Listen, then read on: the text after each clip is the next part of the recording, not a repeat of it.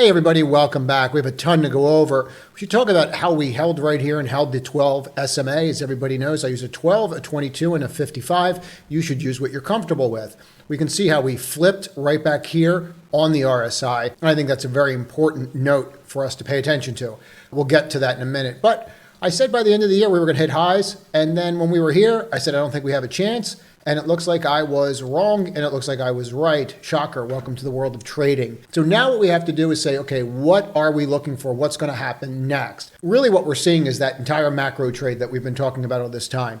We should just point out that you are sitting at 4,700. CPI did come out in line. We're going to spend a little time on that. We're not going to spend a lot of time on that. PPI, we have to talk about the Fed and what's going on and what are we learning? And let's get to that now. What are we really learning? We're learning that, here's the numbers from today. This is actually how Goldman saw it. I might as well go over this while it's in front of us. This was core month over month. That's what they were looking for. They said that we would be up 80 basis points.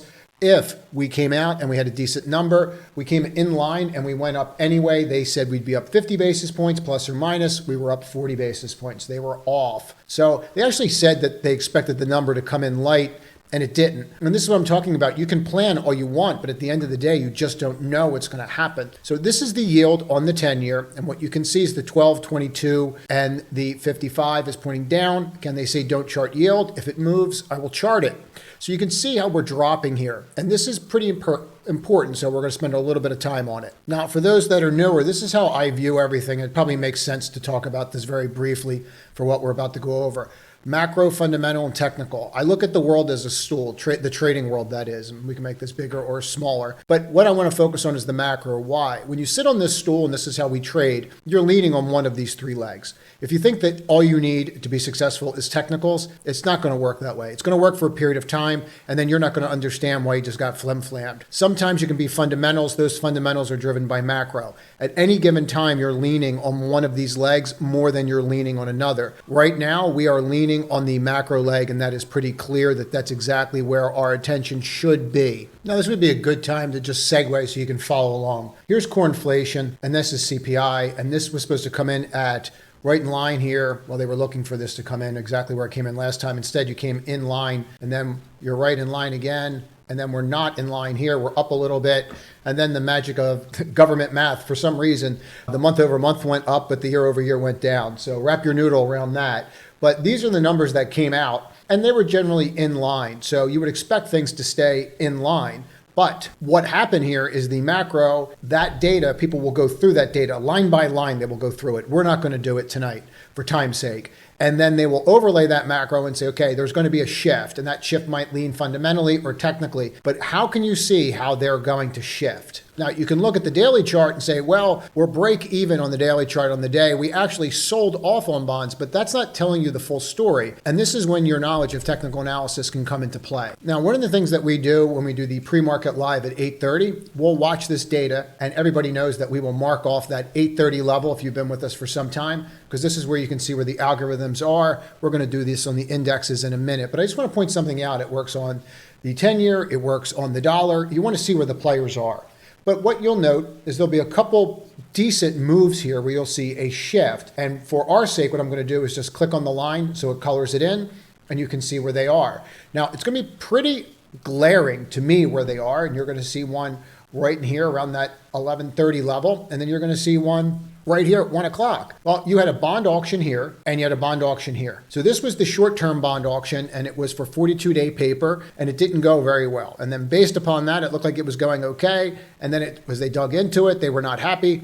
And then you could see how we were rising, and we were rising directly into the highs of the day on the thought that the 30-year wasn't going to go well. But the long end went well. 30 years the long end, 20, 30 is the long end, okay? And that usually has the most vicious move because it's the long end, and you're tied in for a longer period of time. Hence, you get paid more risk, or you're supposed to, more return for more risk. So then that's where they talk about the inverted yield curve. But anyway, you can see what happens here. So that 30-year comes out, and this is exactly what happens. Well, when this happens at 1 o'clock, you can see exactly what happened to the ES, and you can see how we just absolutely melted up, and that was the end of the day. And it just ripped from there. So Why is this important? This is important because when everybody's sitting there staring at their indicators and saying, oh, this is going to happen, that's going to happen, and I know that we're going to stop at this resistance, you have no clue. You have an understanding and you have the idea that you have a clue, but that's even more dangerous. You don't have a clue. What you need to understand is you have a bond auction. You want to watch how that bond auction goes. After you understand how that bond auction goes, you'll see a move in the market. You can then use technical analysis to overlay certain areas and then see how we respond to those areas. In other words, rejection pulls back and then you start making what? Higher lows. Okay, comes over, support becomes, or resistance becomes what? Support. Okay, that's when you use technical analysis. You don't predict, you analyze. There's a huge difference there. So by looking at this, you would then be able to just overlay any stock that you really were interested in at that particular time and say, oh, okay, well, here's 1 o'clock. That's when we moved up. I had an interest in buying this, but I kind of lost my interest. Wow, why did it reject here? Well, guess what? 11:30 bond auction. Okay, so then it starts trading up, right? You're trading into it, comes back, and then you can just see for the rest of the day, you just had buyers in equities. And it doesn't matter what chart you look at. You will see the same move from that 1 o'clock all the way on, the retest of what? The highs of the day after this nonsense, obviously, when we gap up, they're just looking for stock and people, but you can see the mark here at the 830 level again. And we just talked about this. Look at the low and look at the high. Look how the low of that day became resistance, and then what did it do? Flips after the retest. What does it do? It flips to support. Okay, so it was resistance at 9:10. By 10 o'clock, it becomes support. By 12 o'clock, it gets tested for support. By 1, that's it. And now you know that you have to deal with this as well. It's really important to understand this and understand what I just went through.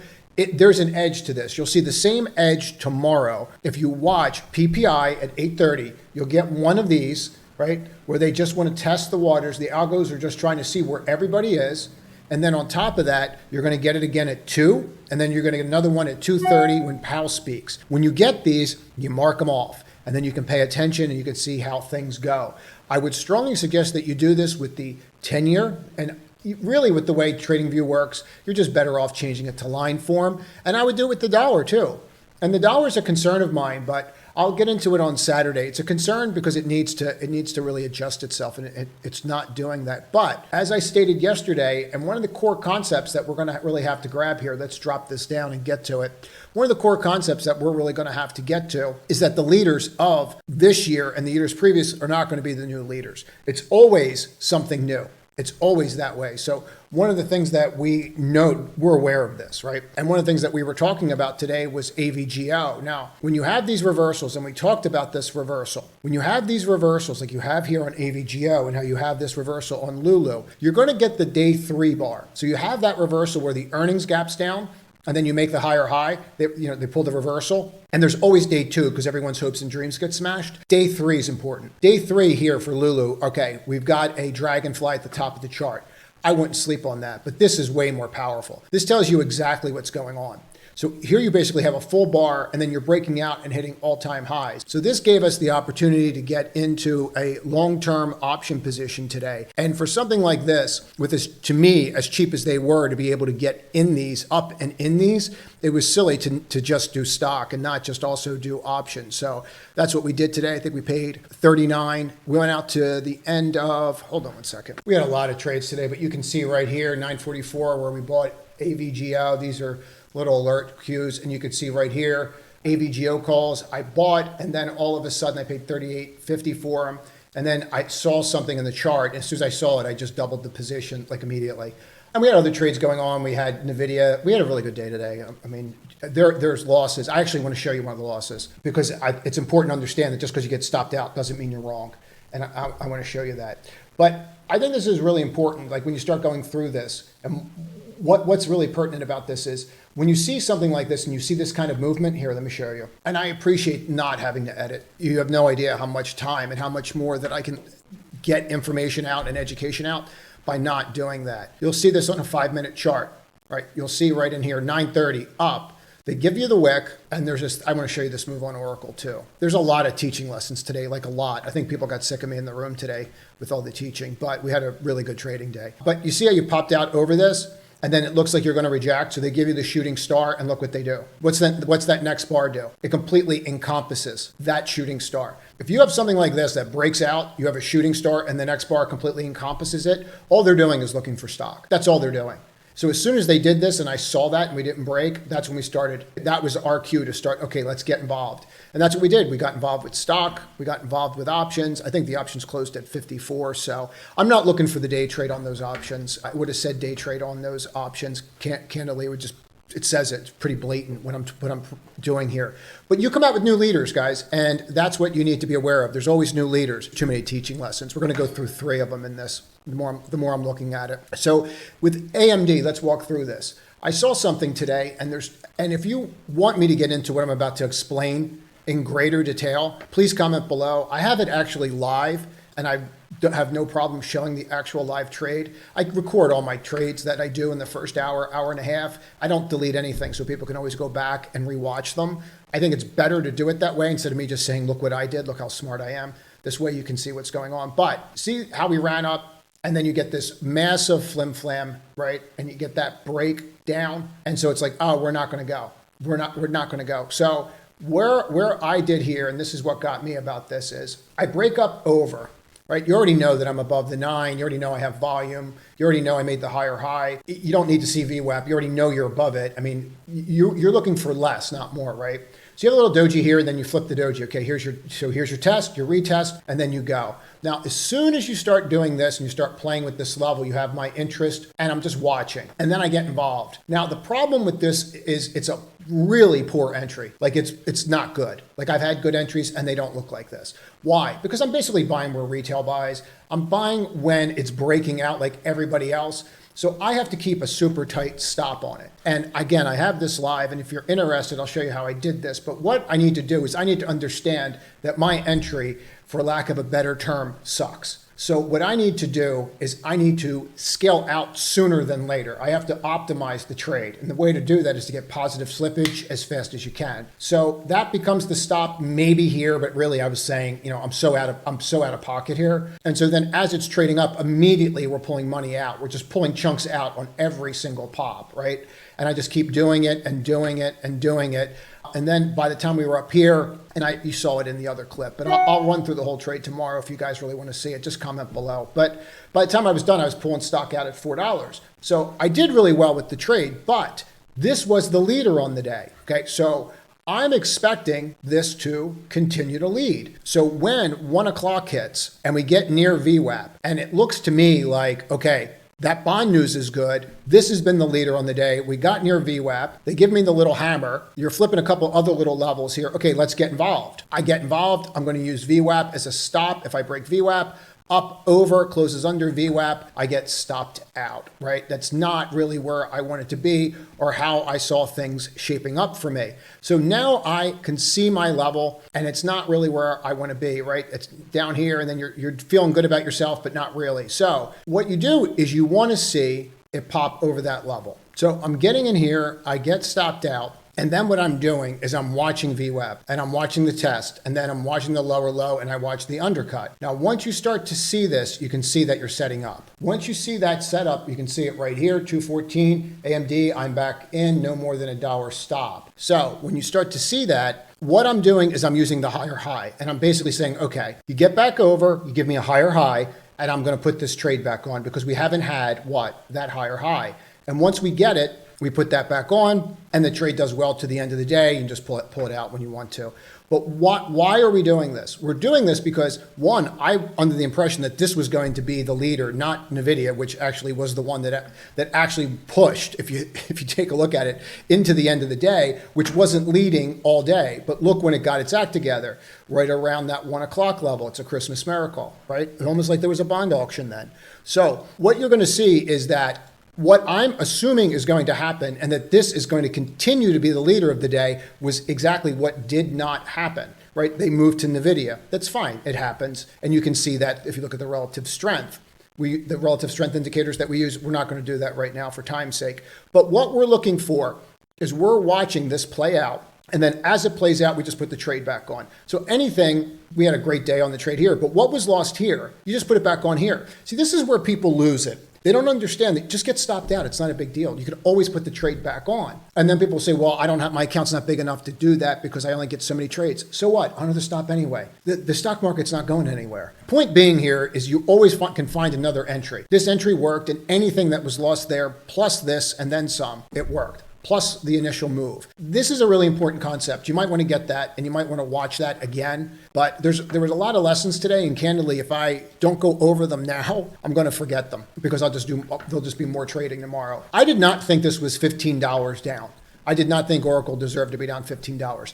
It does not matter what I think. It matters what happens. And this is exactly what happened. So now we have to look at that and go, okay, well, this is what happened. Was there a way to make money with it today? And the answer is yes. But off the open, I saw something, and it was just, to me, I'm going to say it because that guy loves typing it in the comments, and it makes me laugh every time I say absolutely glaring, and he makes fun of me, but it was absolutely glaring. So all you see right here, what they did, opens down, starts upticking. All of a sudden, I've got a green doji. They undercut it here. Go take a look at this live and watch it. They undercut it here, and then the moment that they undercut it, they ripped it right back. So I knew what they were doing. I knew they were looking for stock. So this allowed us to get into here really quickly and just ride it and then just blow it out. I mean, this was like a super quick trade, but we were able to pull some money out of it, well over $1.25, I think like $1.50, really quickly. And watch this off the open. If you are a day trader and you have something like this and they rip it down, and the minute that they rip it back up, more times than not, what they're doing is they're just looking for stops. And they know that they can trigger stops off the open because you get all the people that are trying to play the orb, or they're looking at shorting, right? They're either looking for that opening range breakout trade that everyone and their sister teaches, or what they're doing is once it breaks down here, people are setting up, oh, this is where I'm supposed to short, right? And then they just smash your hopes and dreams and rip it. And then you get stopped out, you wonder what happened. So you always want to watch that action off the open. Do I think Oracle deserves to be here? I really don't. I don't think it was that bad. I think that cloud, they're getting their lunch eaten. And I think we should probably talk about that as well. But they're getting their lunch eaten. And that's happening for people like Microsoft. Disclosure, I have a position in Microsoft right now. And what you're seeing is you're seeing this set up, but it wasn't just Microsoft, right? You saw it with Amazon, okay? You saw it with Google today. So these names held in there. So it was really an Oracle question. The thing that we have to kind of wrap our head around is, does Oracle become the next PANW? In other words, it gaps down, everyone thinks that that's the end of it, and 2 days later it's trading up. We've seen this over and over, like Groundhog Day, right? There's certain ones that are breaking out like immediately that are in that space that are they're just ripping, okay? And then you're having other ones that they'll break down, have their little meltdowns like MDB, and then after the little meltdowns, they're up $20, $30. So I'm not so sure that you would want to get in front of the train, but to me, these days run in twos. So usually you will see day 2 of this, and you'll see a problem on day 2, and that's exactly what we're looking for. We want to watch tomorrow. Remember, 8:30 PPI is really something that we have to pay attention to. Certainly something that I'm paying attention to say the least, and I would strongly suggest that you do as well. If you start taking a look at what's going on out there, XBI, this was the best sector out there. I don't think it's really any question of what's going to happen here. You start seeing these names like ICVX. All these names are you're just seeing acquired after acquired. I think that next year is really going to be the year of acquisition. But you have PPI tomorrow at 8:30. Follow us live. You'll make sure that we'll do that at 8:30 a.m. I will be on time live. And then you have Powell at 2, and then we'll go from there. He speaks at 2:30. What he says at 2:30 is more important than anything else. We're looking for a change in language. And I think that they think it's out there, because look at how we're acting today in XLF. Look at how the bond market went. Look at KRE. I mean, now it's not breaking out, but it's not falling down either, right? So if we were going to see problems, you would see weakness. And you're not seeing that weakness. You're seeing strength into the bond market auctions, and you're seeing strength in financials ahead of Powell. Usually that means they have a pretty good read on how this is going to go. That's it.